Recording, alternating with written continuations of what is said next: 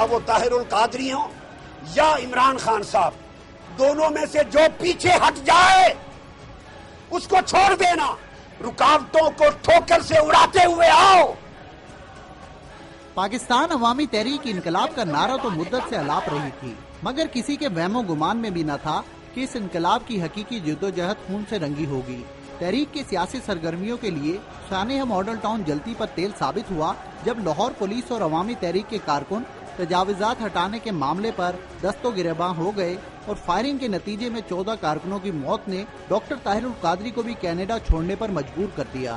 Model town بلکہ ایک سازش تھی کہ ڈاکٹر صاحب پاکستان نہ آئیں اور اپنا شیڈول جو ہے وہ اس کو چینج کریں، مگر الحمدللہ وہ پاکستان تشریف لائے۔ اسی روز منظر عام پر آیا ایک افلاطونی کردار جسے لوگ گلو بٹ کے نام سے جاننے لگے ہیں۔ موصوف نے پولیس کی موجودگی میں گاڑیوں کے شیشے توڑنے کے ساتھ ساتھ قریبی دکانوں کے تالے توڑ کر خوب لوٹ مار کی اور پولیس کے شیر جوانوں کو چوری کے مشروبات پلا کر ہم نوالا ہم پیالہ ہونے کا ثبوت دیا۔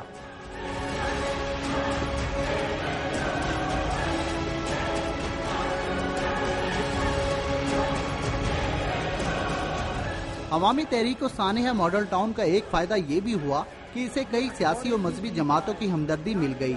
کچھ نے واقعے کی شدید الفاظ میں مذمت کی تو کچھ ڈاکٹر صاحب کی ہم نوا بن کر انقلاب کے اس سفر میں شامل ہو گئیں۔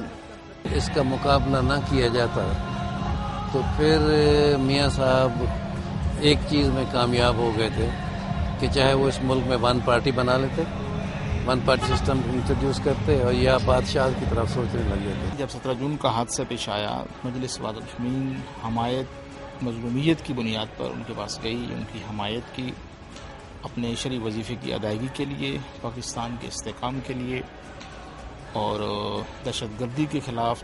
مذہبی اور سیاسی جماعتوں کی حمایت حاصل ہونے پر ڈاکٹر طاہر القادری نے وزیر اعلیٰ پنجاب اور وزیر اعظم پاکستان کو سانحہ ماڈل ٹاؤن کا ذمہ دار قرار دیتے ہوئے 10 اگست کو یوم شہداء کا اعلان کیا، جس میں شرکت کے لیے پنجاب بھر سے کارکن لاہور پہنچے، مگر حکومتی مشینری نے جگہ جگہ کنٹینر لگا کر رکاوٹیں کھڑی کر دیں۔ قافلوں کو ماڈل ٹاؤن پہنچنے سے روکا گیا تو پورا پنجاب میدان جنگ کا منظر پیش کرنے لگا۔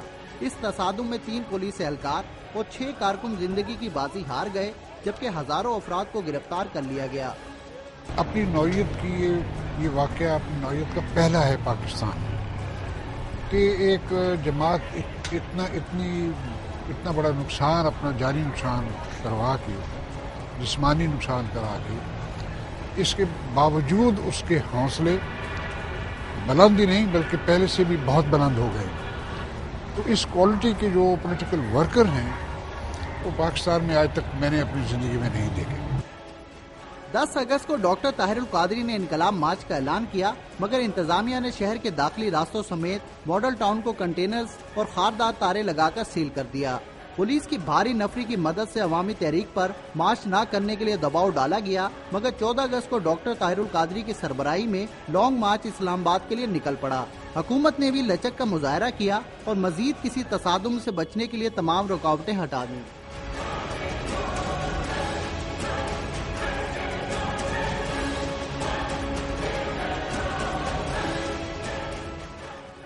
16 اگست کو انقلاب مارچ اسلام آباد پہنچا، جہاں وزیر اعظم کے استعفے کا مطالبہ کیا گیا۔ حکومت کی طرف سے صاف جواب پر انقلابی مرد و زن خیابان سحر وردی سے اٹھ کر پارلیمنٹ ہاؤس کے سامنے پہنچ گئے۔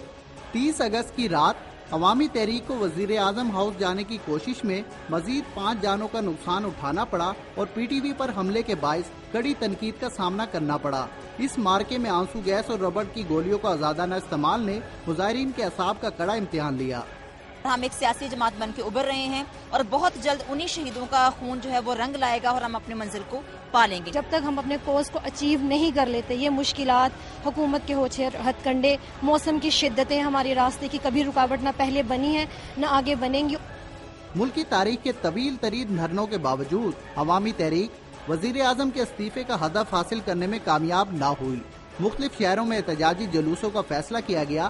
عوامی تحریک کا پہلا پڑاؤ دھوبی گھاٹ فیصل آباد میں ہوا، جہاں ڈاکٹر طاہر القادری ایک بڑا جلسہ کرنے میں کامیاب ہوئے۔ فیصل آباد کے بعد ڈاکٹر صاحب لاہور میں عوامی طاقت کا مظاہرہ کرنے جا رہے ہیں، جس کے لیے تاریخی مینار پاکستان گراؤنڈ میں تیاریاں مکمل ہو چکی ہیں۔ اب دیکھنا یہ ہے کہ لاہور کا جلسہ کتنے لوگوں کو اکٹھا کرتا ہے اور ان جلسوں کے کیا نتائج سامنے آتے ہیں۔ کیمرہ ٹیم کے ساتھ ندیم حیدر، ڈان نیوز، لاہور۔